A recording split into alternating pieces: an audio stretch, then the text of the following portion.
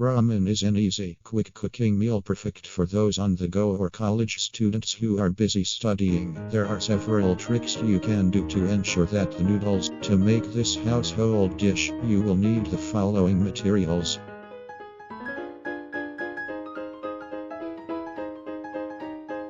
1. Bring the water to a boil.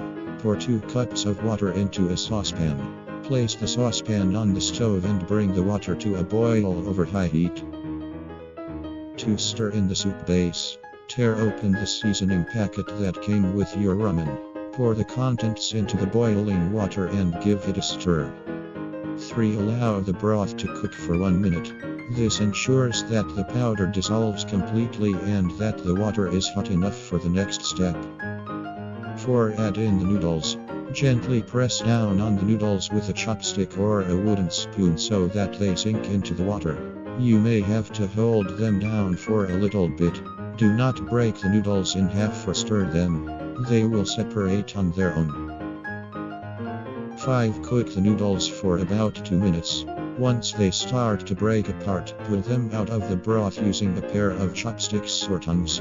You can also pour the broth into a serving bowl through a strainer. 6. Fan the noodles. This will help stop the cooking process and prevent them from turning limp and soggy.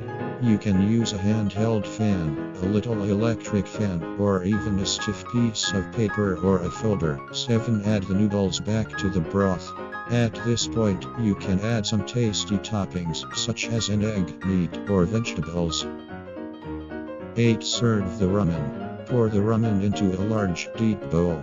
If you added a poached or fried egg into the pot, consider scooping it out with a soup ladle, then placing it back on top of the ramen after it's already in the bowl.